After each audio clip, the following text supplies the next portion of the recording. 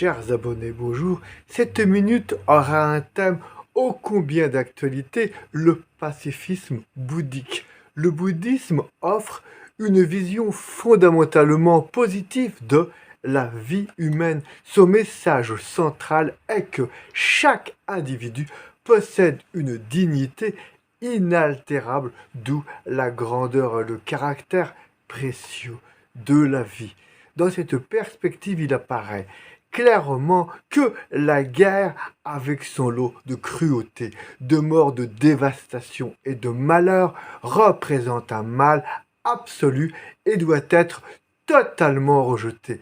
La paix doit être l'objectif premier des êtres humains. Une vérité première à rappeler: le cœur humain est le fondement de la paix. Hélas, un malheur commun afflige l'humanité.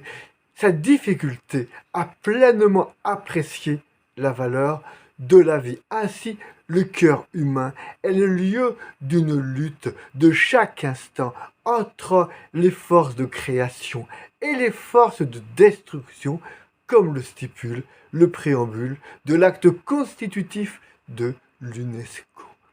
Les guerres prenant naissance dans l'esprit des hommes, c'est dans l'esprit des hommes que doivent être élevées les défenses de la paix. C'est pourquoi le bouddhisme souligne que la seule transformation du cœur humain peut rendre la compassion plus forte que l'égoïsme et la bienveillance plus forte que la haine. Cette transformation sera fondamentalement garante de la paix. La passivité ne fait qu'exacerber les trois poisons: avidité, colère et ignorance dans la vie des gens. Il faut en sortir pour éviter la guerre à tout prix.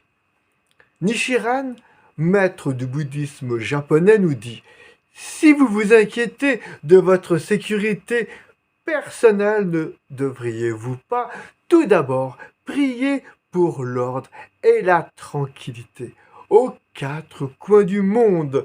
Il nous entraîne ainsi à défier le pessimisme et le sentiment d'impuissance ambiant.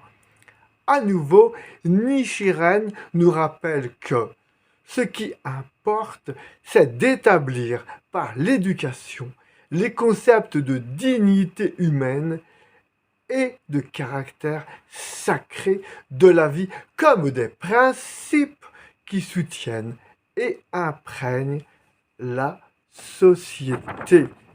C'est-à-dire que nous devons avoir à cœur de posséder une forte philosophie nous permettant de révéler le potentiel illimité et la merveille qu'est la vie et partager cette conscience à travers le dialogue. C'est là l'essence même du bouddhisme, c'est là le chemin de la paix.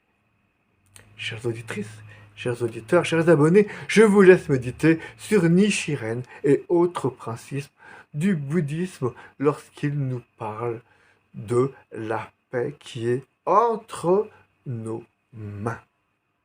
Et à très bientôt, comme d'habitude.